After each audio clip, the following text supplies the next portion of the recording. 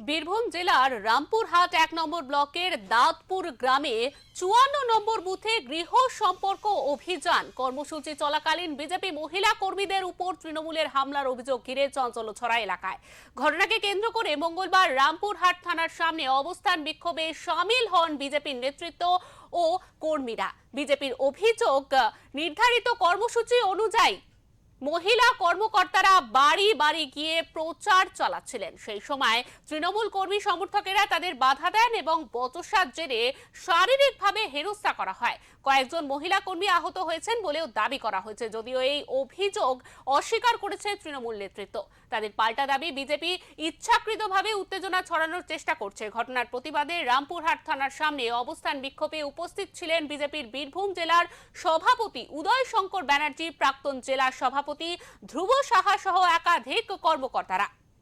এলাকায় উত্তেজনা থাকলেও অতিরিক্ত পুলিশ মোতায়েন করা হয়েছে। দূষণকারী মমতা সরকার হুঁশিয়ার, হুঁশিয়ার, হুঁশিয়ার, বন্দে মাতরম, বন্দে মাতরম, বিজেপি জিন্দাবাদ, জিন্দাবাদ, জিন্দাবাদ। রীতিমতো দরজা খুলে মহিলাদেরকে টানছি, ওরা কিছুতেই আসবে না, মোদিজির কথাও শুনবে না, কাঁপছে। আমরা জিজ্ঞেস করলাম কি ব্যাপার, তো না আপনারা দিদি চলে যাবেন, তারপরে যদি আমাদেরকে মেরে দেয়, হত্যা করে দেয়, গরু হত্যা করে দেয়, আমার বাচ্চাকে যদি কেউ কিছু করে দেয় তখন কি হবে, আমার স্বামীকে যদি মারে কেন, আমাদেরকে ভীষণভাবে বিরক্ত করা হচ্ছে। আমরা তখন আশ্বাসন দিলাম কি তোমাদের কোনো ভয় পাবার দরকার নেই, কিন্তু হ্যাঁ আমরা যে প্রোটোকল নিয়ে কাজ করছি, বিজেপির প্রচার করছি, এই প্রচারে তোমরা সবাই থাকো আর মনে মনে বিজেপিকে ভোট দেবো, এটা করো। এইটা করার পর যখন আমরা রিটার্ন হচ্ছি, অন্য জায়গায় আমরা মিটিং নিতে আসছি, তখন আমাদেরই ওখানকার মন্ডলে যে আছে বুথ সভাপতি আছেন, উনি আমাদেরকে ফোন করছেন, ফোন করে বলছেন আমার বাড়িতে 100 জন মুসলিম ভাই এসে থ্রেট দিচ্ছে, মারপিট করছে। তখন আমি যে মোবাইলটা দিয়ে আমাকে ফোন করেছিল, ভিডিও আছে, ওটার ভিডিও আছে আমার কাছে। আমি তখন বলছি যে এসেছে, আপনি আমাকে ফোন দিন আর বলুন দিদির সাথে কথা বলতে, কি হয়েছে। তখন মোবাইলে রেকর্ড আছে এই কথাটা, বলছে দিদিকে মার্ডার করব। পুরোটাই মিথ্যে কথা।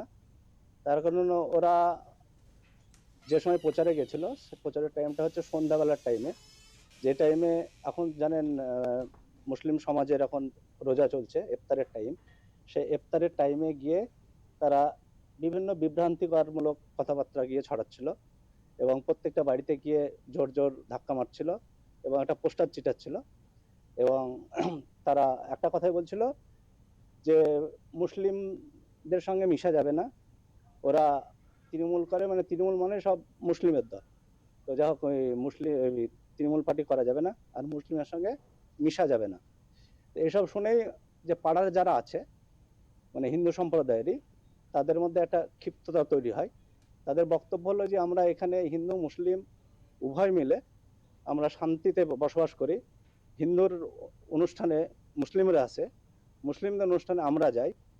কোন বাংলায় আমরা বাস করছি, কোন গণতন্ত্রে আমরা বাস করছি? যারা আক্রান্ত হলো আর যারা আক্রমণ করলো, কাদের এফআইআর উনি নিবেন তা ঠিক করতে ওনাকে এখানকার বিধায়কের বক্তব্য শুনতে হচ্ছে, তার উপরে নির্ভর করছে ওনার আইনের শাসন। আমাদের দাবি এই জিহাদি পল্টু এবং তার দলবল রাকি সাবির, তাদেরকে গ্রেফতার করতে হবে।